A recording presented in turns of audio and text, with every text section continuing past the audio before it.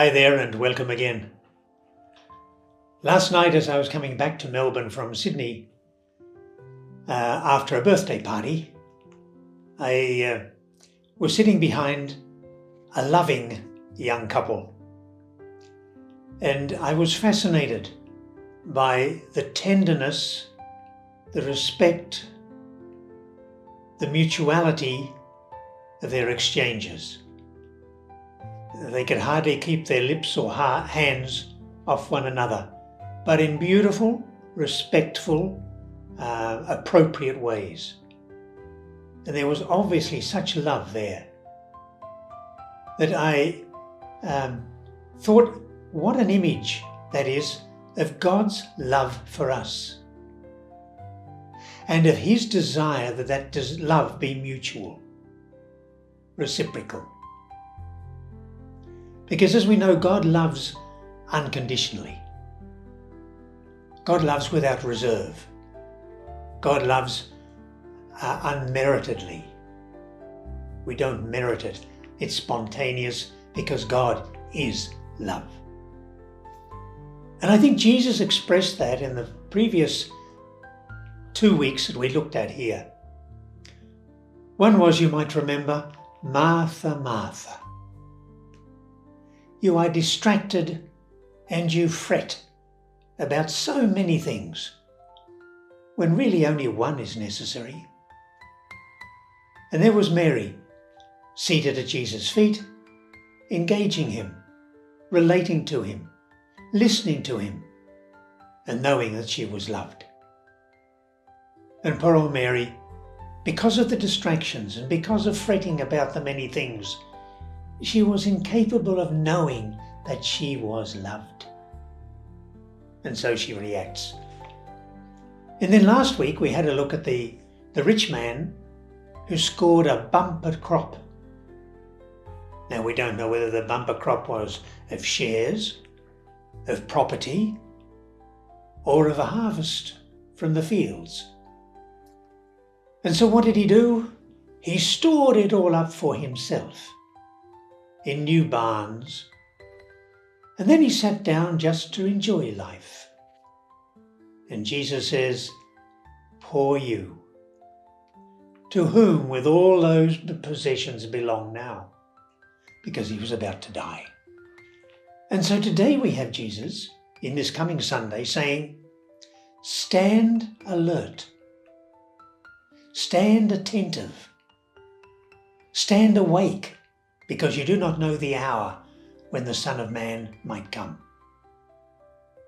And I think Jesus is again inviting us to be aware of being totally distracted or absorbed by the many activities, the necessities of life. And I think of spouses. It's really a 24/7 relationship. Even though he might be working over here and she way down there, they're still conscious of one another. And they're attentive to how each other is. And it's similar with parents and kids. That's a 24/7 job. The kids are born, and then they're nurtured. And then they start to get around. Then they're sent to school, they're taken to school, or they're picked up from school. And they're fed, and their health is monitored.